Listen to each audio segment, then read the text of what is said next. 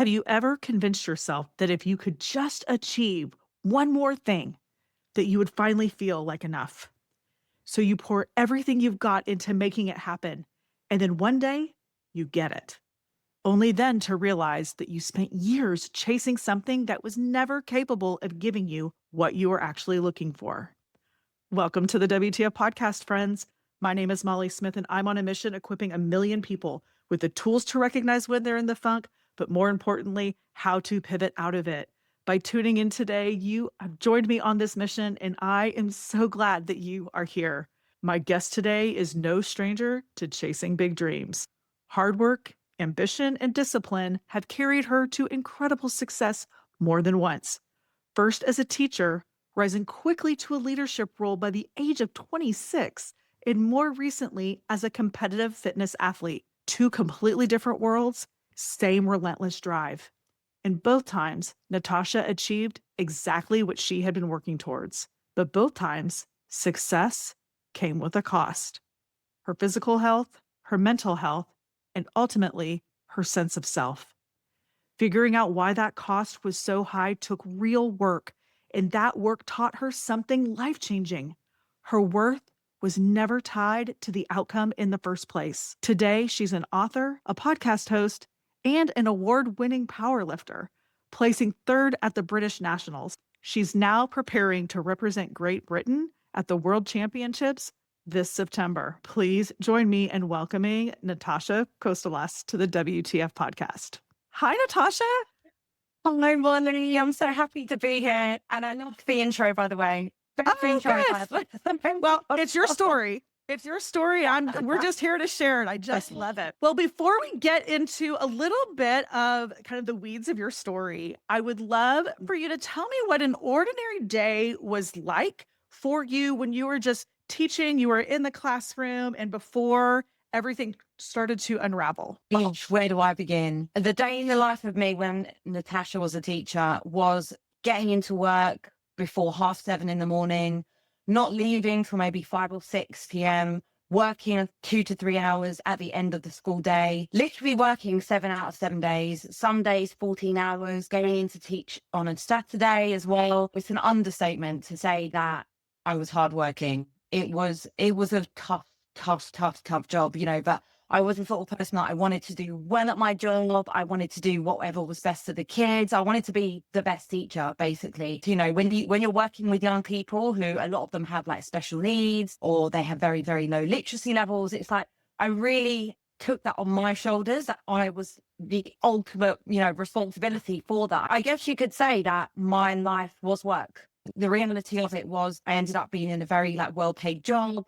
But I didn't really have the time to do things with it, like to go on amazing holidays, and every waking moment that I wasn't at work, whether that was just about, to go to bed or even on a weekend, I'd be thinking about work. I'd be dreaming about work. So I guess you could say that there was no escape, but I have to admit, I was responsible for putting myself there. But it was a tough job. People often think that teachers, they have so many holidays every 6 to 8 weeks. Yes, they do, but a lot of people don't understand that teachers, especially in the UK, you're working every weekend. To mark one set of books, just to put it into context for everyone, would take about 3 to 3.5 hours. I would have about 8 to 10 classes, and you would have to mark their books every 2 weeks. So when you work out the math, it's not doable. I have to admit that as much as I was on this hamster wheel, the goalpost kept getting changed, and I tried to keep up, But it was the fact that unfortunately, being and working like that, even if at the time it was a job that I loved, can really, really, really take its toll mentally and physically on people. The reality is teachers are very, very hardworking. Anyone that says to you they hate kids, they shouldn't be a teacher. But a lot of reasons why people are teaching is actually not because of the kids. Even if the kids are tough on you and they have a lot of behavior issues, you are just trying to keep your reputation as being a good teacher. And I felt that I was always fighting that. No matter how many outstanding gradings I got from Ofsted, which is equivalent to obviously the education examiners, that it still wasn't enough. Even if you get those good grades as a teacher, you are just chasing the tail again. It was just constant, relentless. Yeah. Just work. Well, I know the teachers over here in the US and the teachers that we've engaged with both of our boys who are neurodivergent, it's a lot. It's a lot. Teachers are definitely the unsung heroes. Now, you became head of English at just the age of 26. Tell me, what does that look like? Because I don't know what the equivalent of that is over here in the US. So, what does head of English do? A head of English is responsible for all the English teachers in the whole school. So in a Okay. secondary school, you can have anything from a minimum of like 8 English teachers in the whole Yeah. entire school up to maybe like 10 to 12. So Yeah. I was not only responsible for the department and going in and checking that they're behavior managing, doing what's called learning walks. I was put in a position where at the age of 26, I am observing teachers and giving them feedback who've been teaching longer than me. So you can imagine what that was like. I Of was very, course. very confident to do that. Humble as well, but very, very confident in that position to do that. But on top of running the department, the English GCSE results are hanging on the school's results. So whatever the school's results are based on what all the children get for English and maths. So basically the school's results were hanging on my shoulders alongside the head of maths. So it was tough. It was not only planning my own lessons, teaching my own lessons, behavior managing my own children, but doing learning walks on all these other 9 members of staff, making sure that everyone was doing their job, making sure that were all the systems in place, were people actually teaching to the curriculum. It was tough. It was a big, big responsibility to someone at the age of Wow. just 26. 26. It was. So, at the height of that, in that season, what did your life feel like from the inside? Lots of responsibility, but what did your day to day actually feel like? My day to day was pretty much trying to survive, but not showing to members of staff under me that I was struggling. I was struggling, but I was very good at putting on this persona of, I'm not going to have a breakdown today. I'm not going to have a breakdown today. I would literally go in the toilets, cry my eyes out, go in the store cupboard in the middle of the day, literally crying my eyes out. At the time, it felt like I was showing weakness that I can't show to these 9 members of staff under me that I don't know how to do my job, that I am not coping with the job. And it's tough because you're just trying to get through the day. So I would say that a lot of the time I'm putting on this persona. I'm holding rage within me when certain things happen during the day, like for example the deputy head who's second after the head teacher of the school saying, that member of staff, did you see that they're allowing phones in the classroom? And then I have to then deal with that. Oh, you've had a parent complaint today because of this member of staff, right? I have to deal with that. It was juggling 101 different things. I will be honest and say that entire year when I was a head of English, and I only lasted a year, when you put it in perspective, I found out during that year that my predecessor only survived 6 months. The one before that survived 4 months. And prior to that, that particular school, which I won't name, had like 2 years of not having a head of English. No one would do the job. So that's me thinking I'm failing, which I guess you could say I was failing. But on the other hand, you have to put it in perspective that I was in a really, really tough place. Like the kids were kind of, I loved the kids. My department were genuinely lovely, but it was a lot of juggling because I would say that my own teaching took a big hit to that Sure. because I can't just be Miss Kostalas, the teacher. I had to think about that teacher who's struggling with behavior management, right? I'm going to have to coach him and have him called into me. I remember this is probably one of the more horrible parts of the job that I had to deal with was there was this one particular teacher under me, lovely person, couldn't teach at this particular school that I was in, probably would have been suited to a very different school in terms of like the knowledge was there, behavior management wasn't there, the kids' respect for this person wasn't there. And I will never forget one of the hardest things I ever had to do was have a meeting with him and someone who was above me. And we basically had to put him on competence. It was hard because that's not me I never bullied anyone. And, anyone who will say what I was like, they genuinely said that I was probably one of the best head of Englishes I had because I was always on the staff side. But there were problems like that I was responsible for because I was constantly told, whoever's not performing well in your department, you need to deal with it. And it's like, there's only so much you can do. You do feel like emotionally attached to people as well, because yes, he had lots and lots of chances to try and change, but the school just wasn't for him. The school ended up not being for me. That was hard. When you're literally seeing someone cry in a staff meeting, like with different people and this thing, I still feel guilt to this day that happens to this individual, but it came with the job. Like that was part of That was part of it. What did you believe it would say about you if you weren't successful as the head of English? If I wasn't successful, I was letting myself down because I truly believed I'd be able to do it. I'd be letting my department down, and I'd be questioning whether I should be in teaching at all, because if I couldn't succeed at that, when it was something I always wanted. Like, I still remember I had just turned 21 years old when I got my first job as a teacher. So I qualified at the age of 20. The actual academic year started when I just turned 21 in the summer in August. And I remember that very first interview I had at that young age, I was told, so what are your ambitions? Where do you see yourself in 5 years? And I was like, I want to be a head of English. I ended up doing it within 4, really. I guess it was like all my dreams would be crushed.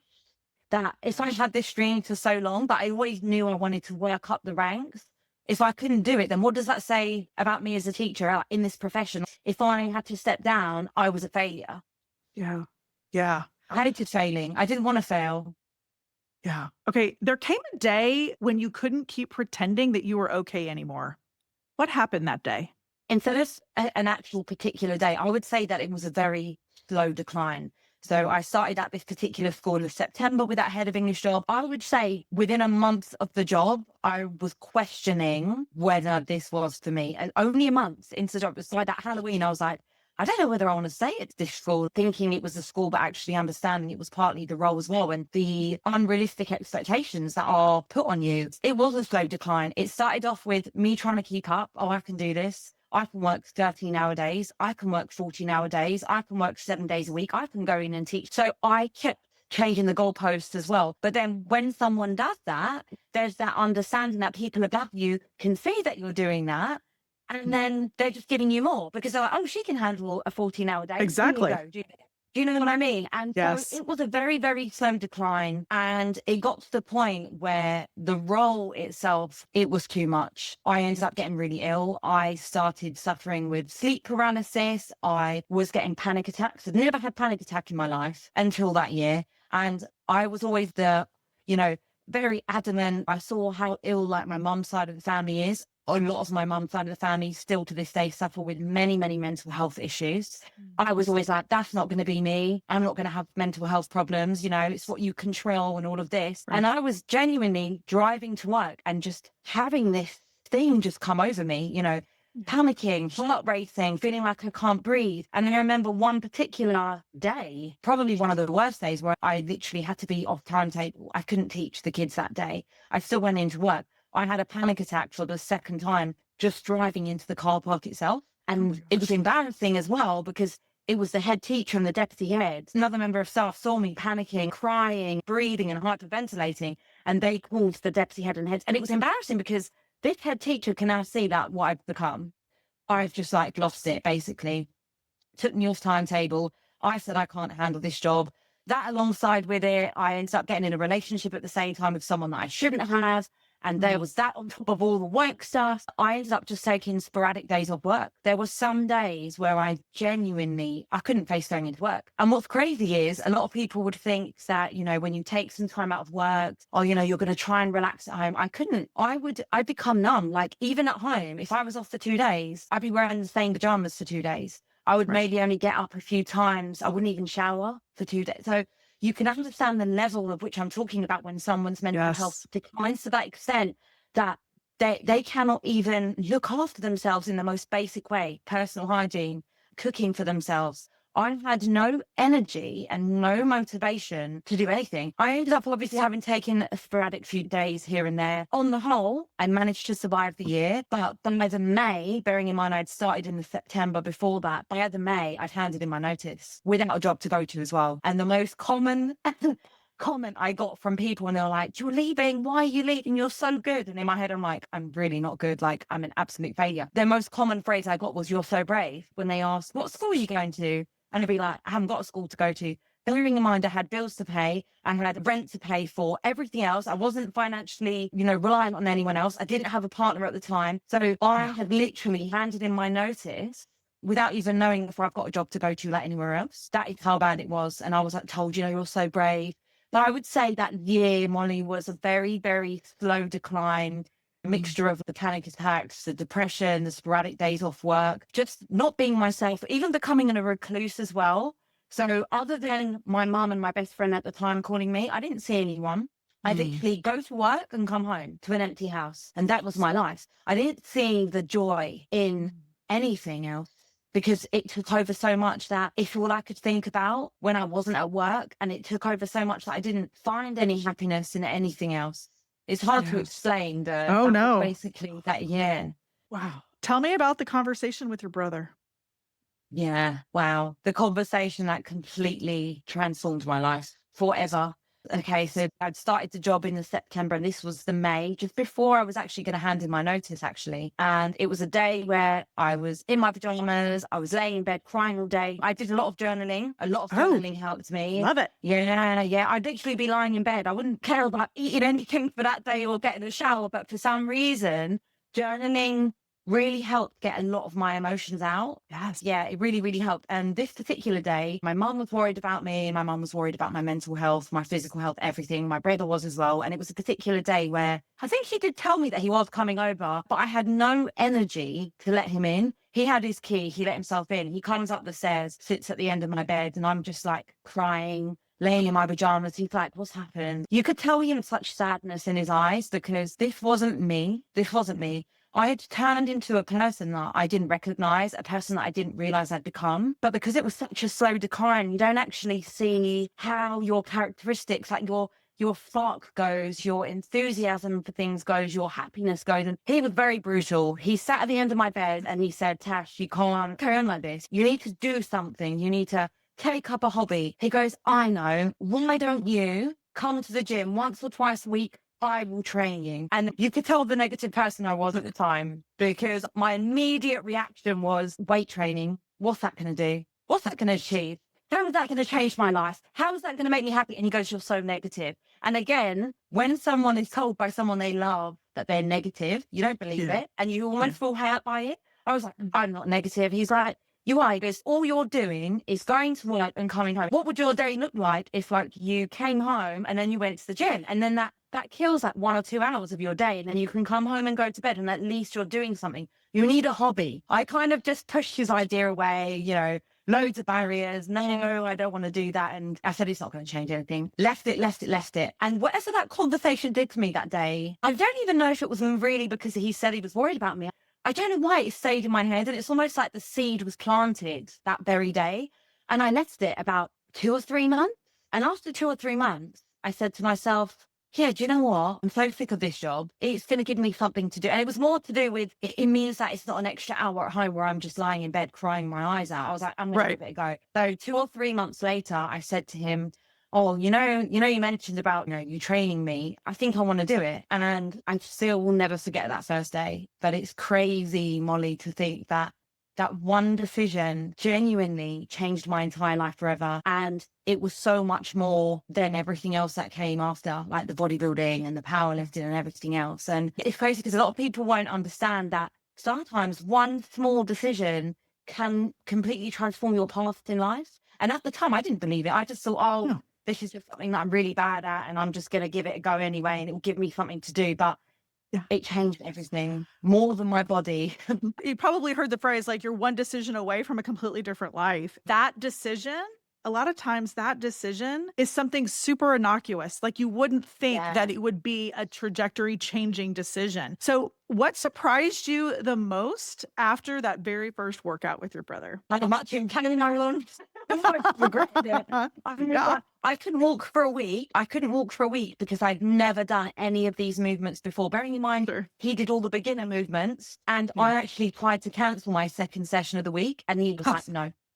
He was like, you're going to come and we will change a few things if you're in too much pain. He goes, you're not cancelling. And I love that about him because he's still like that to this day. He was like, no bullshit. He set the precedent. You've agreed to do this. You do it my way. Like I'm in control. You can't just back out. You've committed. You have to commit all the way. And he was like, you're still coming. And then I did. And then it just became this thing where I remember walking that very first day into the gym and I've never felt so like I didn't belong there in my life. I remember walking in, you could probably tell from my body language, I was just staring at everyone else and I saw that women doing pull-ups and I saw like men squatting loads of weight and like everyone looked like a beast. And I was like, oh my God, I do not belong here. I was literally saying to myself, I don't belong here. This is not me. I don't belong here. Never felt like I wanted to escape an environment so much. And I always remember that feeling because when I get new clients, when they have that vulnerability about them and they don't have that confidence and they feel so self-conscious, that I know what that feels like.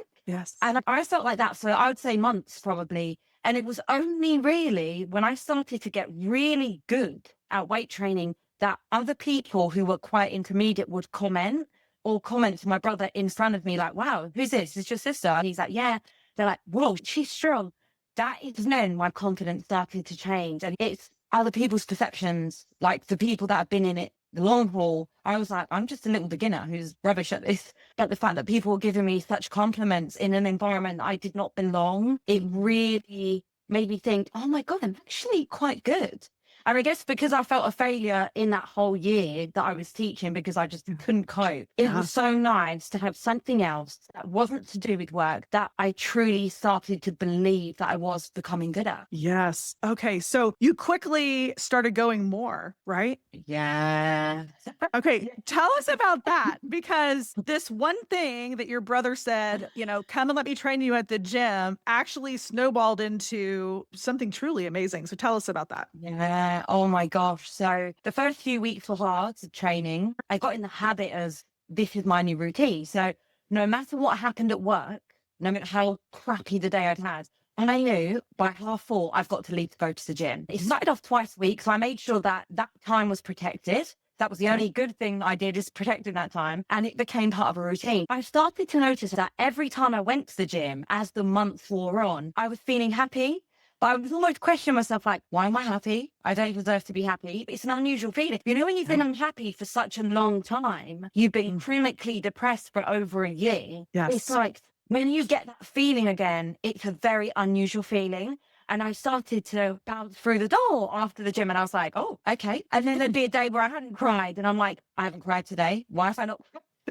Yes. I'm not depressed right now. And it became like that. I became addicted to that feeling of feeling a bit more positive, that I said to him, I want to up it to 4 times. He was like, amazing. And then he started to take it up another notch. And he started to kind of like train me like a bodybuilder, I suppose, like specific upper body days, specific muscle group days. He taught me so much about nutrition. I became to understand that, especially at that time, my binge eating disorder, basically I'd recovered from it. Because obviously I was going through cycles when I was teaching of under eating for like 2 to 3 days, then overeating and binging, which again could be emotionally led, it can be stress led. It's also to do with the level of unconscious restriction that I've given myself by being stressed for 2 to 3 days. So when I started to understand that, wow, I'm learning so much about things like calorie intake and macronutrients. I realized that when I was changing my nutrition, I started performing even better in the gym. And by upping it to 4 days a week, I was training like a beast. I was like, oh, this is amazing. And then obviously I didn't see it on myself, but a lot of people were like, Tash, you look amazing. I was getting comments like, do you work out? And I was like,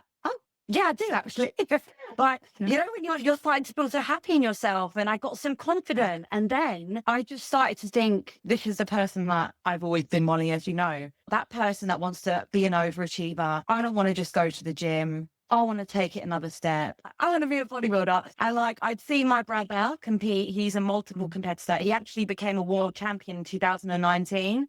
Wow. Which was amazing. He got that twice in 2 different shows of that year. He obviously worked his way up and had many opportunities after that. And I saw him and I was like, I think I want to do something, not because I wanted the 6-pack at the end, but I wanted to prove myself. Can I do something that not many people can say that they've done? A lot of people, it's a struggle in itself to go to the gym, right? But for people Absolutely. to say, I've gone to the gym, I've trained for this amount of time, and I want to compete on stage is another level. I still remember the day where I said to him, and by this point, I've been training for about a couple of years.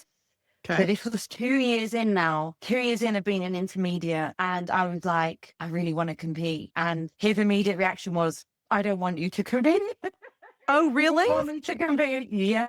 Yeah. On face value, to a lot of people, bodybuilders look like the most dedicated, the most disciplined, which they are people, Sure. healthy in some respects. But what people don't understand is the dark side of competing. So I'll just sum it up. For female bodybuilders, you'll lose your period. So you'll suffer with something called hypothalamic amenorrhea. Your hormones are working inefficiently. Not only that, your hunger hormones stop working efficiently. So your leptin and your ghrelin hormones stop working. Your libido downhill. That obviously affected the relationship I was in at the time. It's a very selfish sport. And it's a sport that if people are going into it they need to know exactly what's going to happen to you physically, mentally, but most importantly, the aftermath. The aftermath, because even people that haven't had a history of disordered eating or eating disorders, I've had. So I was more susceptible to it. But even the average person who hasn't, you will have a temporary eating disorder, because when a person goes to such single figures body fat, which is not normal, you develop obviously all sorts of eating disorders after. And that was a long battle in itself. But the reason why he didn't want me to compete at first, and he explained all of this, he goes, I want you to know what's going to happen to your body. I want you to know that while you're going to look amazing to a lot of people, you're going to look like the front of a fitness magazine, you are going to experience things like you will never view food the same ever again. And he said that to me. And now I was like, okay. Whoa. Yep. He was like, you're going to lose your periods. You might have some eating disorders after. He gave a long list of all the reasons why I shouldn't do this. And me, if someone tells me, Molly, that I can't do it, what am I going to do? I'm going to freaking do it.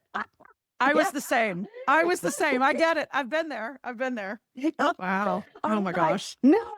I was like, I'm not having this. I'm not having Yeah. this. I was like, okay, I've understood what you said. Yeah. And I'm at the point in my life, I was like, I don't care how long it takes. I don't care how hard it is. He goes, I've warned you. I've told you. Okay. He goes, okay, we're going to start on Monday. That's it. He even said to me, and that this is kind of like a little bit disheartening for some people, this is where I learned the art of delayed gratification.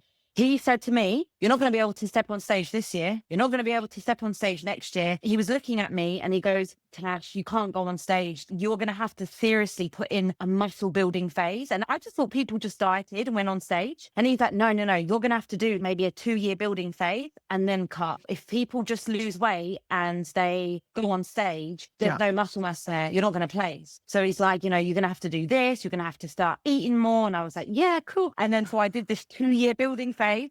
Didn't care how long it took. I did tell him, I was like, even if it takes 2 years, even if it takes 3 years, I literally put in that work. And by the end of 2.5 years, I'd finally stepped on stage. Tell me what that moment felt like.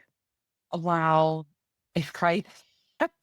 That moment was very surreal, very surreal. It's weird because when you step on stage, you're not you. You take on a different persona. You're wearing heels, you're wearing a bikini, you're basically showing your whole body. You're not you, because I was a very shy person. I can't even envision getting on stage and doing all these poses and, showing your back and your glutes and everything to everyone. But also it's very weird because all you see are these bright lights. You can't really see the audience. You can hear people cheering your name, but all you're focusing on is, I will not trip over in these hills. And you're trying to focus on that's whenever you're like, oh my God, just don't trip over, right? Okay. And then you're just running through your routine over and over, like, have I done this wrong? And you have to put on a face of, which I was very good at in teaching, pretending that you're not shitting yourself, pretending that you're not scared, pretending that you're not confident. Because it's really hard to pretend to be confident. And that's all it was. It's literally like you are on stage, even though you have a body like a goddess, but you're very unhealthy inside with everything I just mentioned, with the no periods and everything else. Again, I was very good at putting on this persona of, I am confident. I don't ask for help when I need it. I am that person. And it was very surreal. But the buzz I got afterwards, when I placed, the buzz lasted for about 2 weeks. I was like, why have I not come down from this height yet?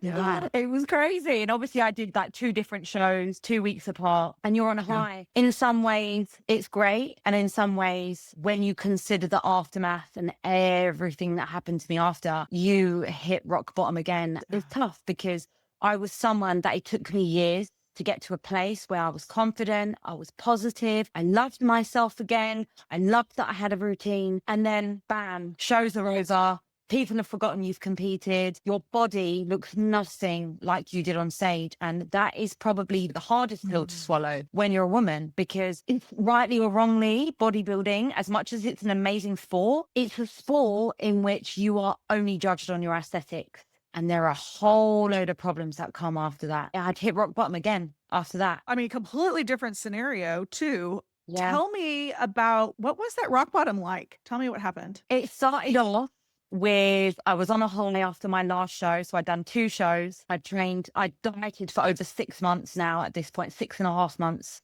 Oh my gosh. And the shows are over. I know we still had to keep training, because at this point I was happier, because by this point I'd already left teaching just before my first show. So I'd actually packed in teaching just before I stepped on my first show. And I was like, yes, I'm going to be a personal trainer. I'm going to be living my best life. I'm going to be having a different life, a different career. I'm so excited. That was great. And that gave me something really good to focus on. Sure. Internally, I just remember not being able to control my food. It was beyond normal. Just to like sum it up for people in perspective, if anyone here has ever suffered with actual binge eating disorder, you're possessed. You have this urge that you cannot genuinely control. You have to drive to the nearest petrol station and you need to buy like 10, 15 different things. I'd sit in my car, eat them all. I would go home, eat more, lie to my partner at the time of what I'd eaten that day. I would go as far as hiding wrappers under the bin, so he would never know what I'd eaten. I would hide wrappers in my bag. I'd hide them in my car. When you suffer with binge eating disorder, it is eating past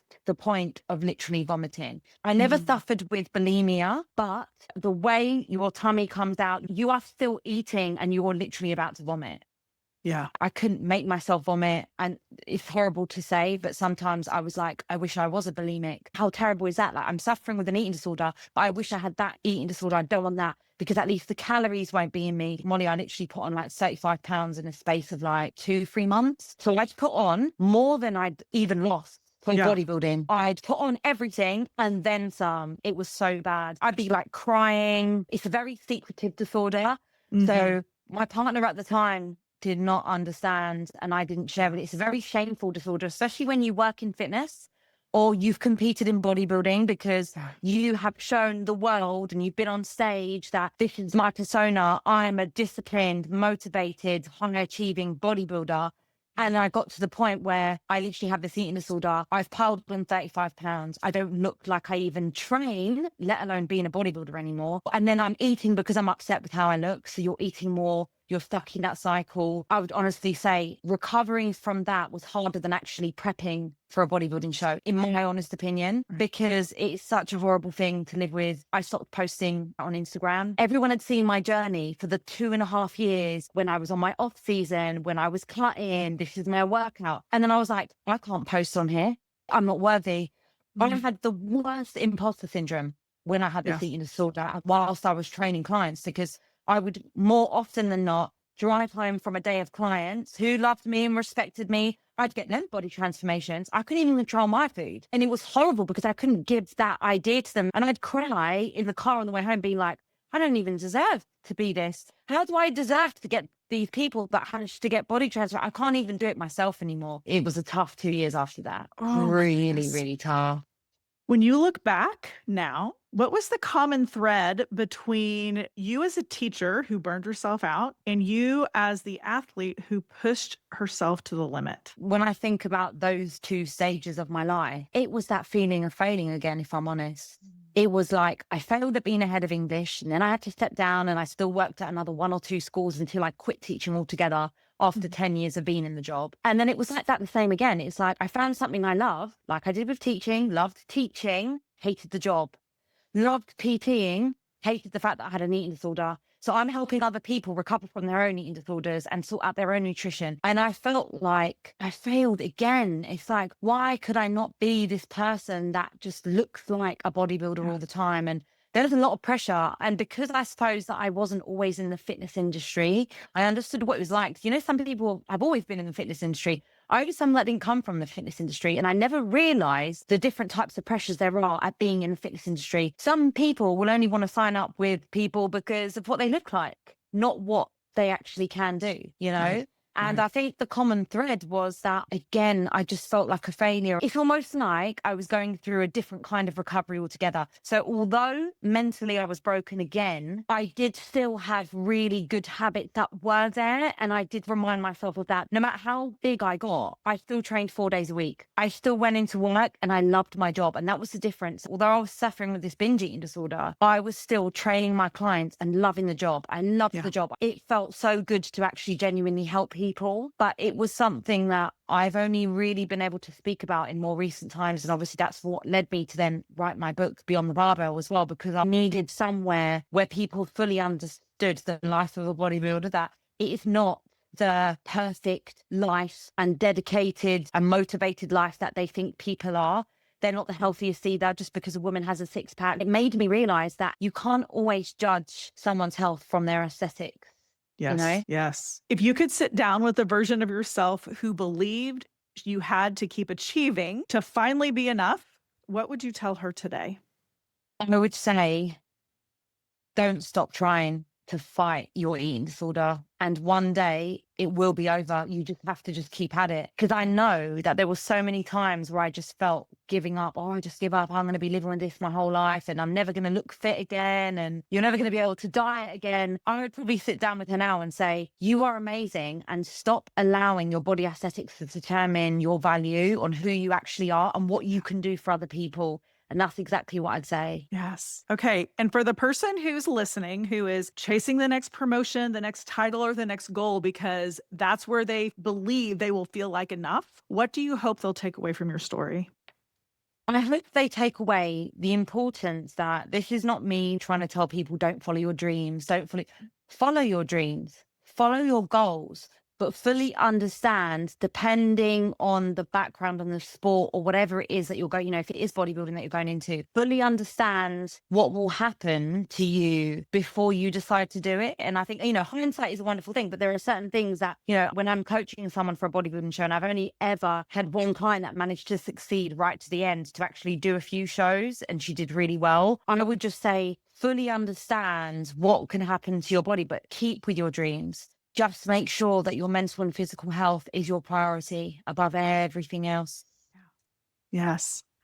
Okay. If someone came to mind while listening to Natasha's story, would you do me a favor and forward this episode to them? It might be exactly what they need to take their next best step. And every time you share this podcast, you're helping me reach one more step closer to equipping 1 million people with the tools to recognize the funk and pivot out of it. And if you enjoyed today's episode, I'd be so grateful if you would take a minute to rate, review, and subscribe wherever you are listening. Until next time, keep pivoting out of the funk.